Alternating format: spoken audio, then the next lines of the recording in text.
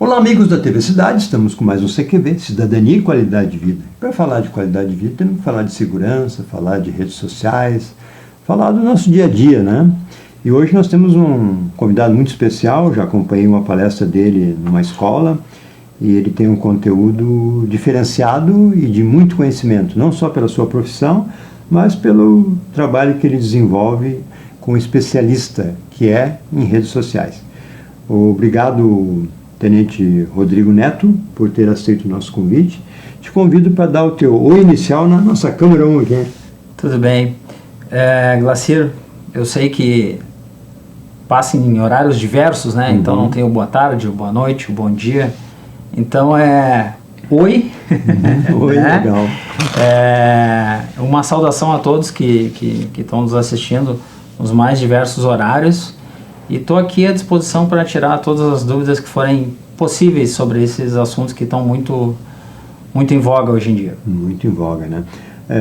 O Rodrigo, como para a gente apresentar primeiro o cidadão, sim. Você tem quantos anos de brigada? Isso entrega um pouco a idade, né? Não precisa, começou cedo. Mas eu vou completar em fevereiro agora 22 anos de instituição. Mas então tá bem conservado aí, conseguiu... Pô, obrigado. Obrigado, mas já tem alguma estrada na instituição. Muito certo. E sempre em Porto Alegre? Ou... 2 anos em Santa Cruz do Sul, logo depois que eu me formei tenente, né? Mas todo o restante foi trabalhando na capital, foi trabalhando em Porto Alegre. E começou como soldado ou não? Comecei como soldado, 7 anos como soldado, depois como sargento, mais 5 anos e o restante como tenente. Tenente, Isso. E hoje, para passar para capitão, como é que funciona isso? Existe um plano nacional aí que a gente não sabe ainda se ele vai ser implementado ou não, que vai possibilitar essa ascensão. Mas isso é uma coisa institucional, isso é uma questão de governo, né? Certo. Nem me cabe comentar isso assim. Sim.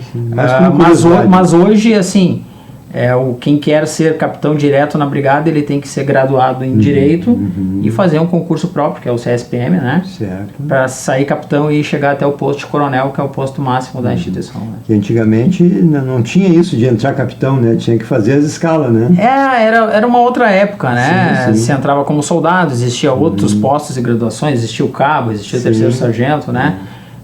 O oficialato, pro cara que chegava a coronel, ele saía aspirante, para depois segundo tenente, para depois primeiro tenente. E a instituição, ela, com o passar do tempo, ela foi enxugando algumas coisas e mudou a forma de ingresso, né? Tentou profissionalizar um pouco. Isso é anterior ao meu período na brigada. Eu já cheguei na formatação nova, digamos assim, né? Mas como tudo na vida evolui, né? Então a gente sabe que em algum momento o que foi feito ele pode evoluir novamente, então, mas isso são questões de discussões internas na instituição que, como eu disse, nem me cabe... Sim, não, apenas como curiosidade para o grande público, né? Que às vezes eles confundem, por exemplo, todo mundo chama um tenente-coronel de tenente, né? Eles ficam bravos que tem que ser chamado de coronel. Isso é uma coisa assim, para o civil, né? Para o civil é difícil ele entender isso, porque ele olha a farda, para ele todos são policiais militares, né? Não entende Por isso que um dos primeiros comandantes que eu tive, ele disse uma coisa que eu nunca mais esqueci. Ele sempre dizia o seguinte: deu qualquer problema, ou deu certo ou deu errado em uma ocorrência, quem está lá é a farda da brigada militar. Não interessa se tem estrela sobre os ombros ou se ele tem divisa nos braços. É a instituição. Então, é a instituição. É a instituição. Então, assim, para nós internamente é importante, nós somos militares, né? Claro. Uma coisa é a pessoa, o civil comum, chamar um tenente-coronel de tenente, né? Outra coisa é um militar. Eu não posso cometer esse erro, né? Vai levar uma cadeia. Não sei se chega tanto, mas assim, institucionalmente, digamos, a gente é doutrinário, a gente não erra mais esse tipo de coisa.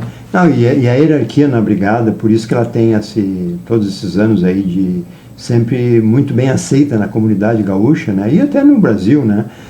Por esse regramento que existe, né? É um regime praticamente militar, e até às vezes com mais mais forte, porque existe a regra militar e depois ainda vai para civil, né? Então é um... A Brigada é uma instituição que ela vai completar 200 anos, né? Uhum.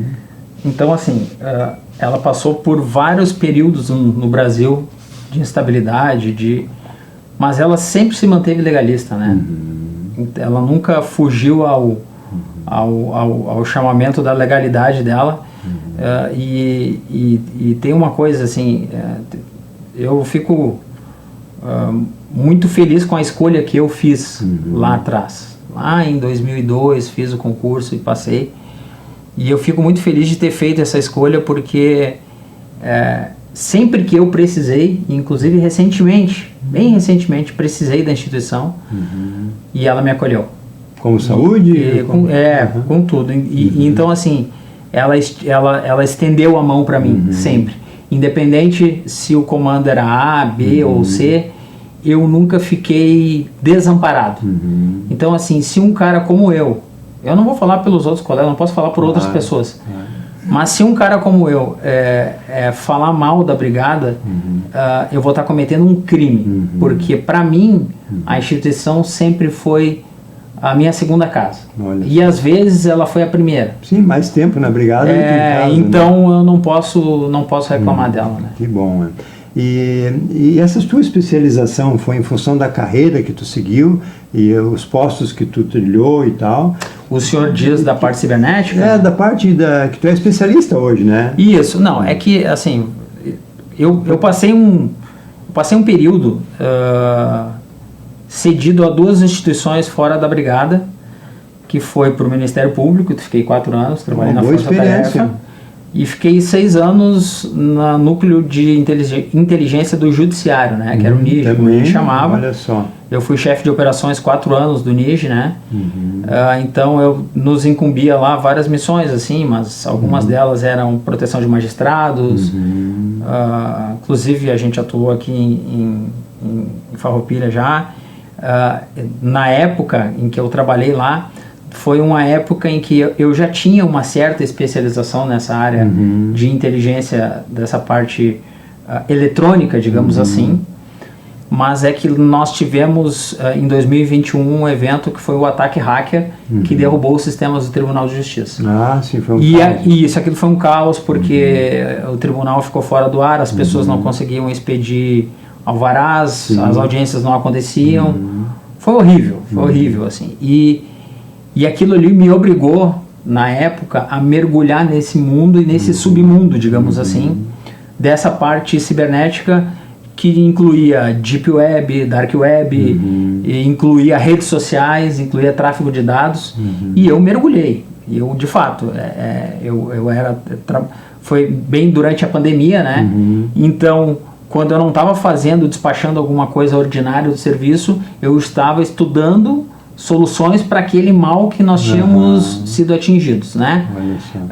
Então isso foi me especializando e eu fui buscando, fui buscar minha pós-graduação nisso também. Fez pós? Isso. Eu falo, as pessoas não acreditam, mas os melhores cursos que eu fiz dessa área são os cursos mais baratos, aqueles cursos que tu encontra na Udemy, entre outros sites menores, que são cursos de 30, 40 reais, onde a gente aprende muita coisa do prático. Por quê? Deixa eu lhe dar um exemplo.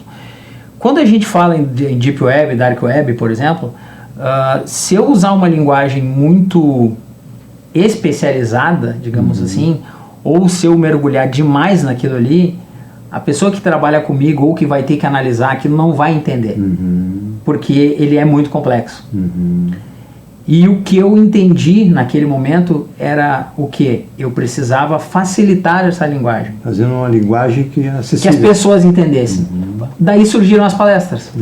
Por quê? Porque aí algumas pessoas do tribunal, e aí eu faço uma menção à Ana, que é uma servidora de Sobradinho, que foi a primeira a me pedir essa palestra. Para escolas ou para pessoas normais? Na época para escolas. Já para escola. Já para escolas, porque nós estávamos vivendo aquela época da questão da possibilidade de ataques em escolas, por pessoas mascaradas, aquela coisa toda que acontece nos Estados Unidos e que o brasileiro adora imitar, né? Infelizmente. Pois é. Então, o que acontece? Eu comecei a entender que se eu facilitasse a linguagem, eu facilitaria o trabalho de quem estava comigo. Né? E foi isso que eu fiz. Eu comecei a buscar lá no fundo aquela parte mais difícil, mais complexa, né? E tentar facilitar. E aí eu entendi, por exemplo, eu precisei estudar o comportamento das pessoas. Por quê? Porque meu falecido pai tinha um ditado, tá? Ele dizia que o problema não era o carro, era a pecinha atrás do volante. A pessoa já deve ter ouvido isso, né? Aquela famosa peça. A pecinha atrás do volante. Então, eu entendi que o problema não eram os computadores ou os celulares. Era a pecinha que estava operando ela. Que às vezes é um bandido, né? E muitas vezes é uma pessoa normal que não sabe tomar os devidos cuidados. Também. E hoje eu afirmo, assim, com números, com tudo, o brasileiro ele é um viciado em redes sociais, ele é um viciado em computadores, ele é um viciado em celulares, em Smart TV. Só a título de exemplo, tá? O Brasil, ele hoje tem... o brasileiro passa em média, a última pesquisa, tá? Passa em média 9 horas e 13 minutos em frente a alguma tela. Olha só. Alguma tela interativa. Mais do que dormir. Aquela tela que tu toca ou que tu... Enfim. Se ele dorme em média 8 horas, ele passa 9 em frente à tela, trabalha o resto do... mas às vezes ele está trabalhando em frente à tela, mas aí a gente precisa lembrar que nós temos família, lazer, amigos, ler um livro, praticar esportes, qualquer coisa nesse sentido. E é desmedido.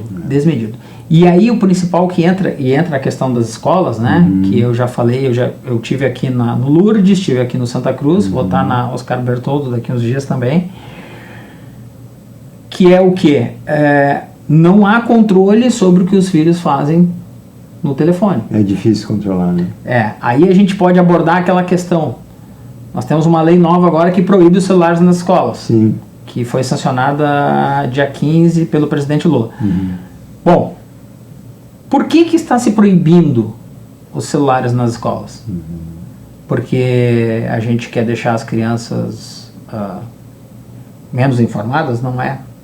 Até porque a criança não vai buscar informação no celular, ela vai buscar divertimento. Se faz isso porque, assim, isso é um estudo, tá? Até fiz uma colinha aqui para não errar o que eu ia falar. Isso é exatamente isso. Crianças que passam até 5 horas diárias no celular têm 49 pontos a menos em matemática. 44 pontos. 49, quase a metade. 49 pontos a menos faz em matemática do que crianças que usam o celular até 1 hora por dia. Olha só a diferença. E aí, se a gente for pegar... Aí vamos na contramão, tá? O Brasil é o segundo país do mundo que mais passa tempo conectado. E aí a gente está ali, par e passo com a África do Sul, Quênia, países subdesenvolvidos, tá? E aí, se a gente for olhar o outro lado da tabela, nós temos Japão, Coreia do Sul, Noruega. O senhor entende o que eu quero dizer? Quem menos tempo passa é mais evoluído como sociedade. Com certeza. Quem mais tempo passa é o contrário.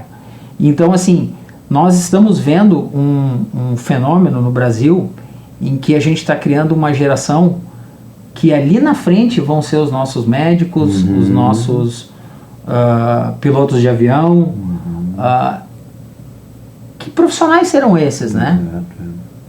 E aí quando a gente fala em, por exemplo, eu falei aqui 5 horas, não é crível que uma criança de 12 anos, 13 anos, passe 5 horas durante o dia no celular. É muito tempo.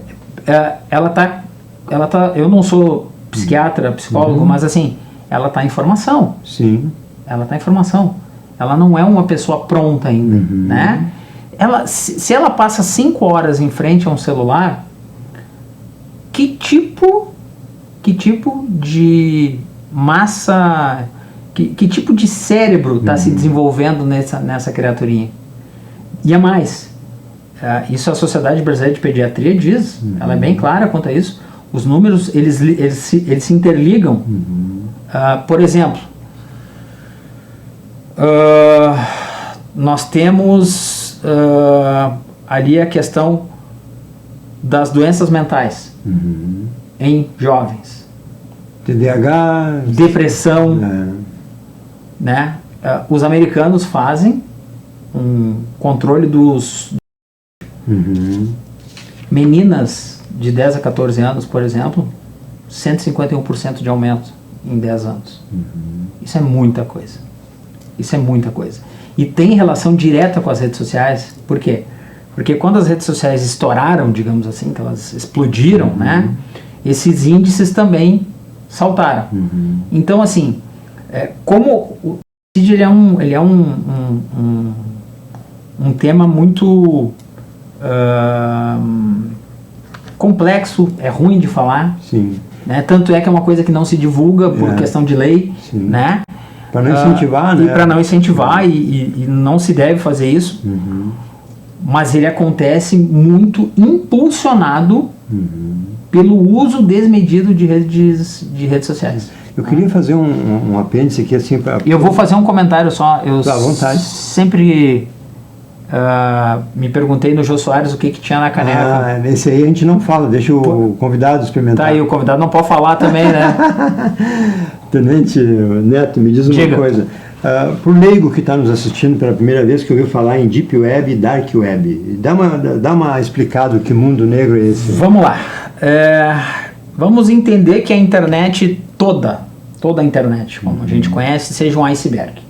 Tá? O iceberg, como o Titanic bem sabe, tem a menor parte fora d'água. Exposta. Aquele pedacinho de 10% ali, 15% que se vê do iceberg é a parte visível, né? A parte acima da linha da água. Então vamos fazer a seguinte leitura. A internet ela é um iceberg inteiro. Certo. A parte de fora d'água a gente chama de surface, que é aquela internet que todos nós conhecemos. É a internet que o senhor usa, o Google, a rede social, é o portal de notícia, sei lá, o site da prefeitura de Farroupilha, né? Então, essa é a surface. Informação oficial. Oficial. Abaixo da linha da água, nós temos aquilo que a gente chama de internet profunda, que porque assim, existe uma briga aí entre alguns especialistas sobre se existe Dark Web ou se não existe, tá? Por quê? Porque tudo que está abaixo da linha da água é a Deep Web, ou seja, ela é a internet profunda, a que está abaixo da linha da água. Só que é preciso dizer que Deep Web não é propriamente uma coisa ruim. Ela dá sustentação à parte de cima que a gente utiliza. Ali embaixo estão os bancos de dados dos e-mails, os dados bancários que a gente utiliza, toda aquela parte de suporte que a gente não vê. Um banco de dados, hein? Um banco de dados gigante que tem ali embaixo. E lá no final do iceberg, na pontinha lá de baixo, existe a Dark Web. Que traduzindo Dark... Que seria Dark internet negra, né? Então a rede negra, digamos assim, né? E aí nessa parte de tanto na Deep Web, mas eu vou separar para ficar mais fácil o entendimento, tá? Na Dark Web existe uma navegação onde passam desde informações muito importantes, por exemplo, países como a China, Irã, Cuba, Iraque, Venezuela, são países que não permitem o uso de rede social, por exemplo. O que os Estados Unidos sabiamente fez? Foi lá e construiu as redes sociais exatamente igual que tem na Surface, ele botou na Dark Web. Para quê? Para que essas pessoas destes países pudessem utilizar a rede social. Aí começou. Exatamente. Só que da mesma forma em que aquele anonimato é usado para o bem, ele é usado para o mal. Por quê? Porque na Dark Web existe de tudo. O senhor não vai pegar o Chrome ali e entrar. Não é assim que funciona. Ela tem um navegador próprio, né? É preciso ter uma segurança para fazer isso, tem que ter uma VPN, de repente usar uma máquina virtual específica para isso, né? Não é qualquer um que diga se vai... A pessoa deve estar olhando a entrevista agora e pensando assim, não, eu vou chegar lá, vou entrar. Não é assim que se navega. Tem que conhecer os meandros. Tem que conhecer os meandros, porque não existe um Google da Dark Web, por exemplo. Não existe um link. Vou dar um exemplo. Mas tem o boca a boca dos que usam. Tem o boca a boca dos que usam, mas tem muitos fóruns. E nos fóruns estão os grandes problemas, né? Mas digamos assim, não existe um link clicável. Eu clico naquele link e eu vou para um site da Dark Web. Lá tu precisa saber o endereço. Então tem que copiar um endereço extenso, gigante, né?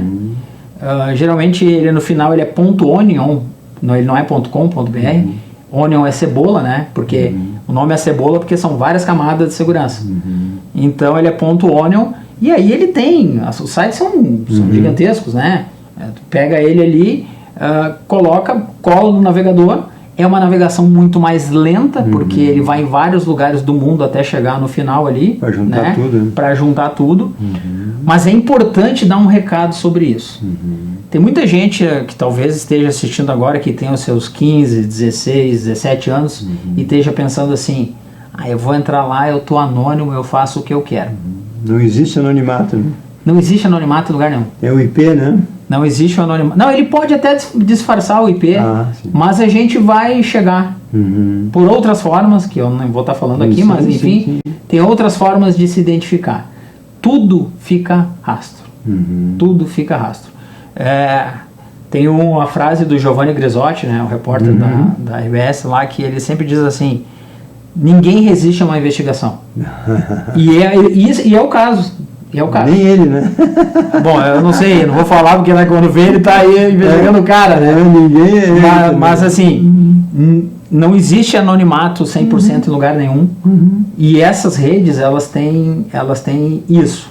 É preciso conhecer, né? Porque, por exemplo, eu baixei o navegador que entra na Dark Web.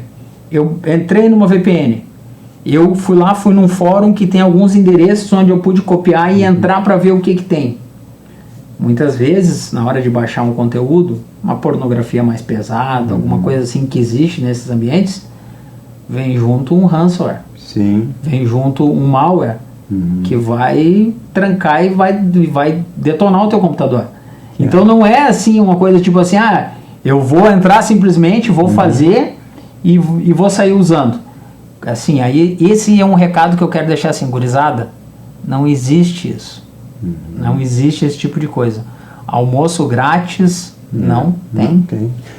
Ou fica ocupando o HD do cara, né? Fica um monte de copiando coisa para depois extorquir, né? Exatamente. Tem de tudo, né? Exatamente. Mas assim, hoje, acho que um recado para os pais, assim, que tua mensagem é muito boa, porque esclarece muita coisa com relação a ele está fazendo um joguinho meigo na internet, mas tem um bate-papo do lado às vezes, né? Então o perigo para o jovem, vamos passar um recado para os pais mais aqui, Tenente, o que tu me diz? Tem, para os, assim, as palestras que eu fiz aqui, eu fiz para os alunos e para os pais, separadamente, né? O mais interessante de tudo é que isso é um fenômeno que eu vi não foi aqui só, tá? Em outros lugares que eu tive em Caxias, em Sobradinho, eu tive em São Gabriel. A primeira coisa que a gente nota é que o pai e a mãe, eles chegam na palestra isentos de responsabilidade. Eles chegam achando que não, eu estou fazendo a minha parte. Aí qual é a primeira coisa que eu ouço, né? Geralmente de um pai ou de uma mãe. Eu trabalho o dia inteiro, a minha esposa trabalha o dia inteiro, então o meu filho chega da escola meio-dia, almoça e eu não tenho o que fazer, ele pode ficar no celular até às 7 da noite. Não, é preciso, existem vários aplicativos aí que são gratuitos, inclusive, que eles moderam o conteúdo e que tu pode fazer com que tu limite o tempo de uso do celular. Segunda coisa, e agora é uma fala que ela não é uma fala muito popular, digamos assim. Mas é um papo reto. Democracia é legal da porta de casa para a rua. Da porta de casa para dentro é ditadura. Por exemplo, o senhor tem um filho de 13 anos, vamos supor, o celular que ele tem foi o senhor que deu, certo? Então não tem restrição de conteúdo. Ah, eu quero olhar o que tem no teu celular. Não, e a minha privacidade? Não. Negativo. Tua privacidade é outra coisa. O que tu faz no celular, eu preciso saber. E tem que saber. Isso é uma coisa que eu ensino nas palestras, o pai e a mãe sacar o telefone celular e saber onde encontrar aquilo que pode estar eventualmente sendo escondido por estar falando com um adulto que se passa por criança, por estar mandando nudes para um maior de idade, ou mesmo que fosse para um menor, não, né? Achando que às vezes que é menor. Achando, Então, assim, até mesmo navegação de Dark Web, ela é possível ser feita em telefones Android. Então, todo esse tipo de coisa eu ensino como fazer. E até um fenômeno engraçado, assim, né? Porque os pais, eles pegam o celular e começam eles próprios a achar coisa que eles não sabiam que estavam no telefone deles. E é engraçado porque muitas vezes a esposa vira, e o marido, que eles começam a virar de lado um para o outro, porque não quer que, mas não, o objetivo não é esse. Vai ensinar que eles vejam o que tem no telefone dos filhos. E você falou no Android, no iPhone, não? A navegação de internet profunda em dispositivos da Apple, ela é bem difícil. É mais difícil, né? Dá para ter que fazer um jailbreak, que é como que a gente chama, que é rotear o telefone, né? Ela é bem complexa, ela é bem mais difícil. O cara tem que ser ninja. Porque, na verdade, tudo da Apple é para ser exclusivo. E tudo que é mais exclusivo, como o caso da Apple, é mais caro. E como é mais caro, também tem que ser o deles. Limita também, né? Eu sou eu não vou dizer que eu sou um anti-Apple, né? Eu também não uso. Mas eu acho que o pessoal, quem usa os telefones da Apple, eles são telefones realmente seguros, né? Mas se o usuário não é seguro, não adianta nada tu ter um telefone de 15 mil reais se tu não sabe o que está fazendo com aquela pecinha na mão. Abre qualquer coisa ali, até um e-mail às vezes, né? Por isso que eu acho que eu nunca vou dizer para um pai não dar um telefone para o filho. Até porque ele vai se sentir excluído junto aos demais da escola. Problema na escola. Tem que ter, né? Tu recebe coisas no grupo da escola, etc. Ok, tem que ter. Mas tem que ter limitação. E tem que ser um aparelho Android. Porque um aparelho Android é muito mais monitorável, é muito mais fácil de controlar. Tu consegue controlar a distância com mais facilidade. Não tem por que tu dar um telefone que daqui a pouco só a única forma de desbloquear o telefone do meu filho é por reconhecimento facial. Não precisa, né? Não precisa. Então a senha já é o suficiente. Exatamente. E com relação ao Android, ele facilita várias coisas para os pais, né? Sim. Mas e com relação à criança, assim, existe uma data limite ou depende da educação da família, depende do filho? Tempo que ele fica no telefone? Não, idade para começar a ter um celular mais fácil, que é uma grande polêmica hoje, né? É que na verdade, assim, a Sociedade Brasileira de Pediatria, eu não estou com os números aqui, tá? Certo. A Sociedade Brasileira de Pediatria, ela tem uma tabela de números, uma tabela de idade e tempo de telefone.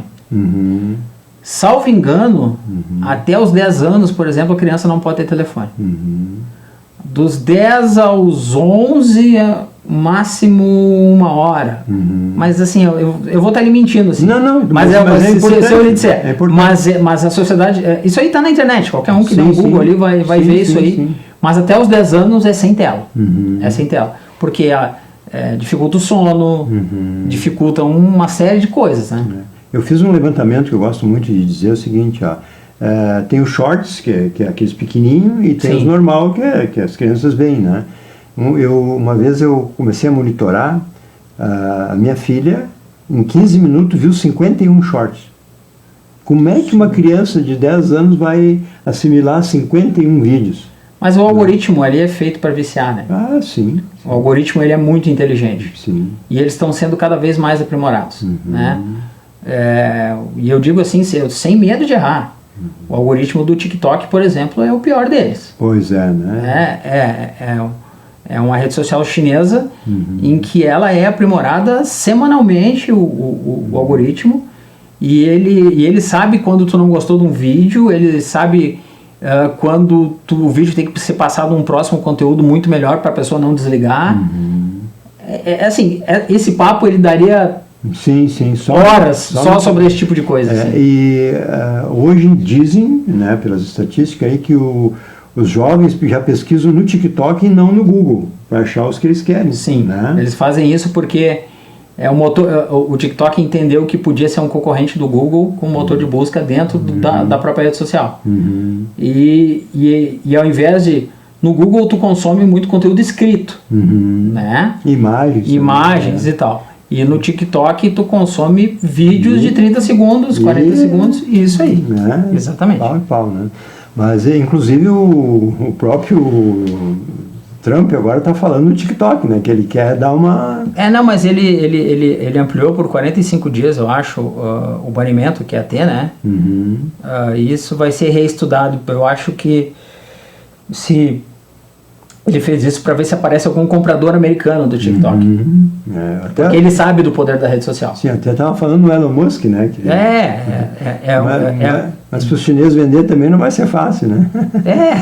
Eles sabem o poder que aquilo ali tem. Não é só, a questão não é só dinheiro, né? Tem outras coisas. É um canhão de informação geral, exato, né? Exato. Dizem muito que o próprio Face, que é hoje uma das maiores do mundo, né, nas redes sociais, que eles fazem um clone de cada um de nós. Não é o Face, são todas as redes. Todas as redes. O senhor já teve aquela sensação de ter pensado em alguma coisa, aberto o celular e aquilo apareceu na sua frente? Ele está ouvindo nós aqui, né? Não, ele está ouvindo, mas não passa por isso que eu vou falar agora. Todo mundo já deve ter tido essa sensação de pensou e abriu e magicamente aquilo apareceu ali. Por que aquilo apareceu ali? Porque os algoritmos das redes, né, e não é só a rede social, dos sistemas também, eles não querem mais saber aquilo que a gente quer consumir agora. Tipo assim, você vai pesquisar sobre um carro agora e aparecer aquele monte de anúncios. Que era o normal até pouco tempo. Né? Eles agora, né, já tem um tempo, assim, os algoritmos, eles constroem um virtual nosso, um ser virtual nosso, que ele sabe aquilo que nós ainda vamos querer, mas nós mesmos ainda não sabemos. Então essa é a sensação do pensamento. É perigoso, né? A gente abre uma coisa, nossa, eu pensei nisso aqui. Não é que tu pensou. Conforme tu vai consumindo conteúdo, conforme tu vai falando, conforme tu vai fazendo isso, aquilo, ele vai te construindo e vai te oferecer aquilo que tu quer, mas tu não sabe ainda. Induz automaticamente. Ah, é verdade. Seria um clone que pensa por conta própria. Isso aí. E entrando assim nos robôs lá do Elon Musk, pelo teu conhecimento, o robô poderá ainda pensar semelhante ao ser humano? É o caminho normal, natural, né? A inteligência artificial, ela... eu não vou falar pelo robô, porque em algum momento eles vão... Mas a inteligência artificial, as pessoas estão preocupadas com os seus empregos, né? Está acontecendo bastante isso, assim. Eu diria, para quem tem medo de perder o emprego, se especialize nisso. Porque aí tu não vai ser substituído, tu vai ser um operador daquilo ali. E é o caminho natural. As pessoas diziam que o foguete não dava ré, né? Hoje... ele vai e vem a hora que quer, né? Vai e vem a hora que... Então, assim... Ele gastou algum dinheiro para fazer isso. Então, assim... é o caminho natural. Não tem... Os robôs, eles vão... Com o tempo, eles vão sendo evoluídos. Não sei se nós vamos estar aqui ainda para ver isso, mas nós vamos ver várias coisas ainda, como os carros autônomos. Então, que são coisas que, com o tempo... elas vão substituir a mão de obra humana tranquilamente. Em muitas etapas, né? Isso. Com relação à inteligência artificial, eu vejo o seguinte, eu sempre dou um exemplo que há uns 4 anos atrás, chegou um rapaz aqui para ser entrevistado, não por mim, e a gente começou a conversar ali e disse assim, tu quer ver que eu faça um novo logo da TV aqui em 1 segundo? Aí ele foi ali e botou, me faça um logo da TV Cidade. Me deu 4 modelos. Mas os 4 modelos que veio há 4 anos atrás é baseado no nosso ser que ele buscou em algum lugar. Então, hoje existem, inclusive, problemas dos jornais que estão processando essa inteligência artificial porque eles pegam parte daquela notícia e passam, né? Mas o jornal, ele entra... O jornal, é opinião minha, tá? Claro. Ele entra na mesma coisa do trabalhador que está com medo de perder o emprego. Usa a seu favor. Faça ele trabalhar para você ao invés de que ele trabalhe no seu lugar. Sim. É isso? Sim. Porque o que acontece? O conteúdo do jornal escrito, do jornal... No interior ainda tem bastante, né? Esses tempos eu tinha um jornal Nós e tal. temos 2 local.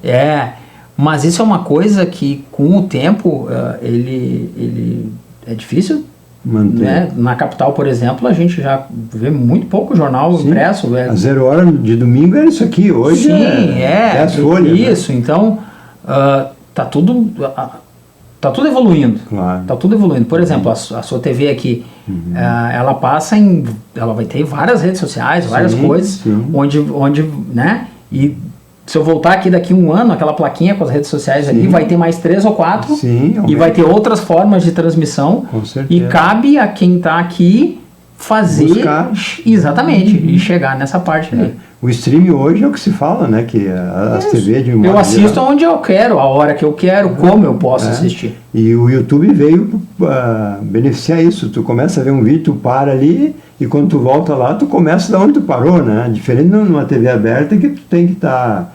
né? Ou tu vê tudo ou tu não vê nada, né? Exatamente. Mas hoje o próprio Google, o resultado que ele dá, né? Ele já fala que aquilo ali foi feito por inteligência artificial, muita coisa, né?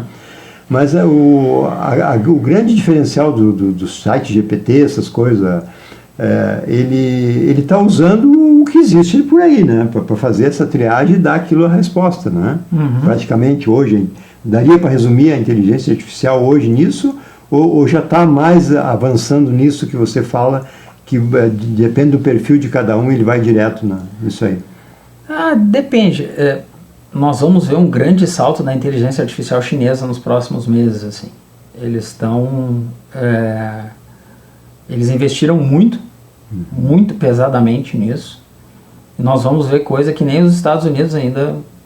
A gente acompanha os fóruns, né? Até de fora do Brasil, assim. E tem visto que esse ano de 2025 vai ser um ano com uma virada de chave, porque assim, falou em inteligência artificial, o que as pessoas pensam? ChatGPT, né?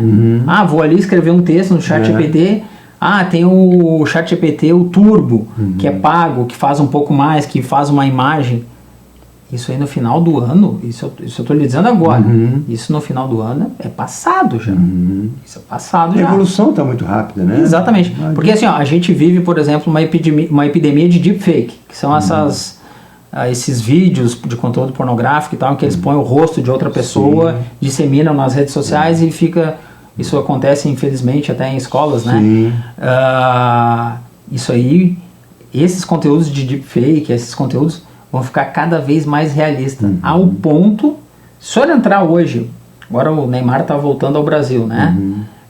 Se o senhor pegar os vídeos em que eles estão fazendo e colocando declarações do Neymar como se ele estivesse falando certas coisas, é impressionante, não dá para saber se é verdade ou não. A olho nu, inclusive, sem uma perícia, realmente... A fala é perfeita, o som é perfeito, o timbre, ou mais alto, mais baixo, sabe? É impressionante. É impressionante. É onde vamos chegar, né? Isso. 40 minutos, passa rápido, né? A palestra é um pouco mais que isso, né? Mas aqui a gente limita um pouco. Eu lhe deixo assim, Tenente Rodrigo, ou Tenente Neto, que recado que a gente poderia deixar para fazer esse encerramento por hoje desse programa, principalmente para os pais que têm essa preocupação de dar um norte para os filhos, né? Ou alguma outra que o senhor veio para falar que eu não deu tempo de abordar. Eu vou, assim, eu acho que todos os conselhos, assim, para pais, assim, a gente deu ao longo do programa, né? Então eu não vou falar de novo, assim, sobre o que é. Mas eu vou deixar um recado, que é um recado que eu aprendi quando eu entrei na polícia. Que é: eduque o seu filho, ou eduque a criança, para que a gente não tenha que punir o adulto. Eu acho que isso é um bom recado para os pais. E eu gostei muito do democracia da porta para fora e ditadura da porta para dentro. A minha filha tem 10 anos e às vezes ela diz, pai, isso aí é meu, isso, enquanto estiver dentro de casa é nosso. É isso aí. Enquanto o dia que tu te resolver mudar de casa e tal, aí tu vai ter a tua casa, é tua, né? Mas é difícil, porque uma criança de 10 anos, ela já tem praticamente uma corrida de 15, né? Sim. É muita informação, né? Ela tem uma corrida de 15, mas eu tenho uma filha de 10 também. Ah, tamo junto, então. Então, ela é muito ligeira. Sim. Então tem que dar a puxadinha. Sim, então. sim. Tem que usar isso aí, porque eu, baseado nessa experiência que a gente teve com a segurança, né, eu sempre vejo assim, ó, se o filho que não tiver os não, a sociedade ou a polícia vai dar, né? Isso. E aí custa muito mais caro. Custa. Para os pais. E às vezes não tem conserto. Esse é o problema, né? Dependendo do que é, né? Mais uma vez, obrigado por ter aceito o nosso convite.